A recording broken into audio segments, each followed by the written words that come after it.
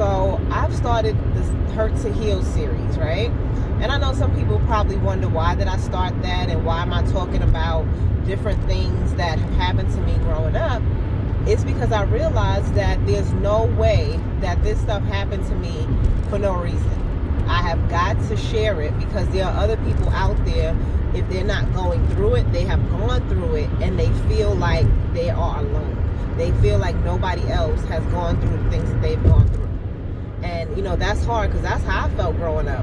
I felt like everybody else had a mother that was there for them. Whenever we had events or stuff at school, their mothers always came. You know, and some people had mothers and fathers, you know, but for the most part, everybody had at least a mother.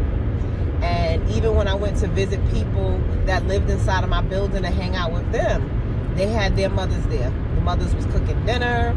The mothers were, you know, in their room watching TV, but they were right there, and the kids could talk to their mothers. So, you know, that was definitely a big thing too. So I know that there are other women out there like me, and of course there's some men too, but I know there are other women out there like me that we struggle and battle with not growing up with a mother's love. You know, it's different if your mother passed away, because, you know, there's always that what if, and you kind of revere people in your head once they have passed on, kind of like a martyr, you know, where you're just like, oh, I know if she would be here, everything would be perfect. You know, I know she would figure something out because I see that's what other mothers are doing. But when your mother is here and there's nothing stopping them from being in your life, they have no addiction, they're not incarcerated, you know, none of that stuff, they can actually be there for you and they're not, that does something to you. It definitely does something to you. I mean, self-esteem and self-love is out the window. You don't even think that far to be like, well, I'm gonna love myself since nobody loves me. You don't even think that. You're just like, what did I do wrong, you know, for somebody to not want to be around me? Was I an ugly baby? Was I a bad baby? Like, you know, you start just thinking all of these things.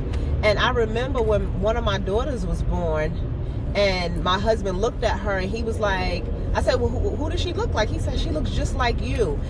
It kind of hit me because I was like, oh my gosh, am I going to treat her the way my mother treated me? You know, and then I was like, and then I looked at her and I was like, no, she's beautiful. And I just, you know, I fell in love, and it just made me upset a little bit because I was like, how can you have a child right here that you love, that you don't love? You know what I'm saying? Like, it's just very weird.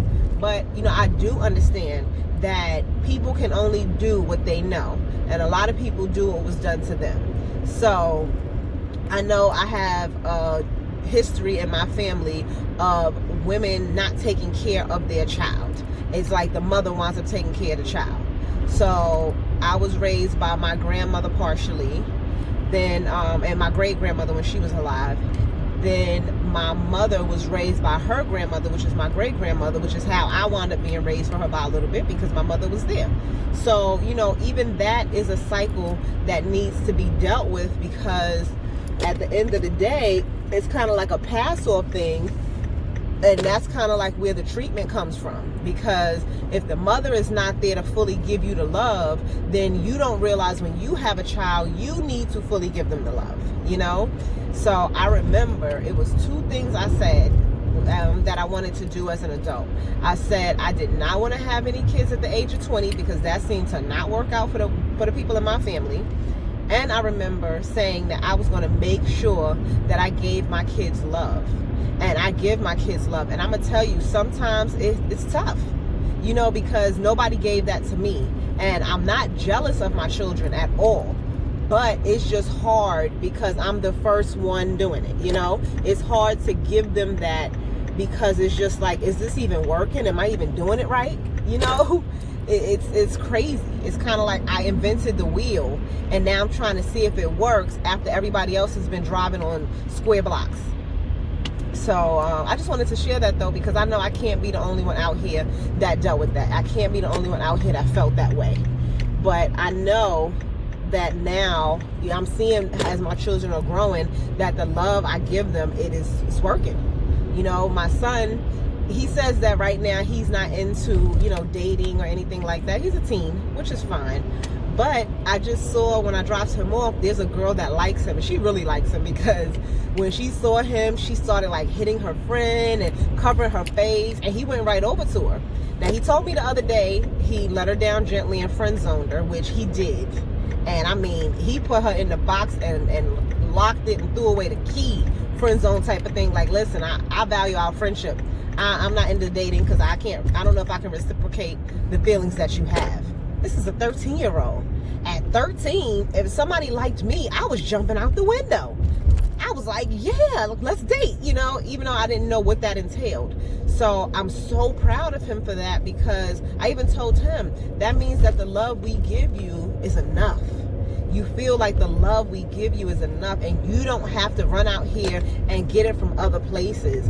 And I am so proud of you for that. I'm so proud of him for that, because he does get love from a lot of different places, but I know the love that I give him and the attention I give him and the time I spend with him is very valuable, and it makes a big difference. So I try to make sure that I'm doing my best, and this is still without that motherly love, like I haven't had a chest to lay on and, just be like, oh, thanks, Mom, and it's okay, like if the reason for it was so that way I can make sure that my kids were good, then it's okay, but it is hard. It's a hard cycle to break. So if there's anybody else out there that is dealing with this type of situation, just try your best. Nobody's perfect and nothing is perfect. So, just try though, because I think there were times that my mother probably could have tried, but it got hard. And she didn't want to do it. Like, nah, this is too much. It feels weird to hug my child when I didn't get hugged.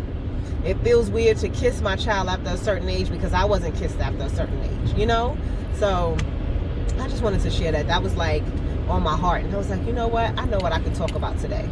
So I hope that this helps somebody. If it does, post, reshare, share it with the people who you feel are like, kind of going through this, and you've been trying to help them with it, because we all need help. Nobody's perfect and nothing is perfect. So if you can help somebody out there that is going through it, for them to know they're not the only one, that's an amazing thing. Y'all have a good day.